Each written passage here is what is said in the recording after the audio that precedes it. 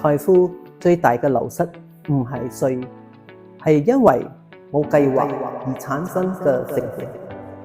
當年來與高淨值家庭合作，我觀察到財富最大嘅損失可少來自稅目，但來自缺乏適當的遺產規劃。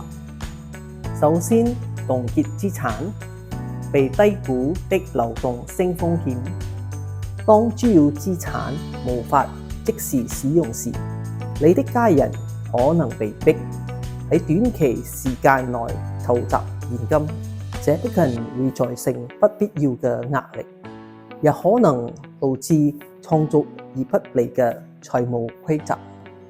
第二，法律及行政成本，跨境財富更高，多個司法管轄區，不同的法律制度而複雜的程序，呢啲成本積累得好快，特別係當你擁有外國資產的家庭而言。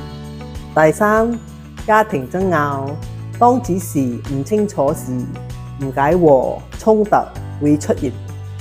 每一次爭拗不僅耗盡情感能量，亦會損害你嘅家庭財富的價值和結構。呢個係一個隱藏嘅成本，你從未打算過失去嘅財富。先安排再安心。我係 Jenny，你嘅家庭同埋商業繼承顧問。